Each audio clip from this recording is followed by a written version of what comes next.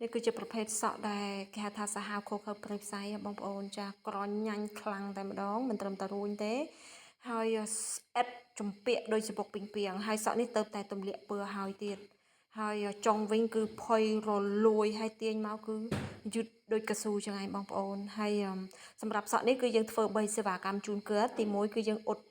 គល់ឲ្យត្រង់ទី2គឺយើងព្យាបាលចុងដែលផុយរលួយហើយទី3គឺយើងបញ្ចូលជាមួយនឹងសេរ៉ូម collagen ជូនគាត់ហើយបងប្អូនអាចឃើញទេចាសក់យឺតទាញមកគឺដូចកស៊ូតែម្ដងផុយលួយអស់ហើយចាហើយបងប្អូនចាំមើលលទ្ធផលបន្ទាប់ពីការធ្វើ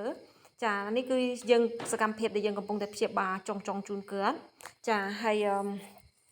តាកតងនឹងការគៀបគឺយើងប្រយ័ត្នមែនទែនតាកតងនឹងកម្ដៅនៅលើតគៀបណាបងប្អូនចាយើងអត់ចេះតគៀបទេនិយាយរួម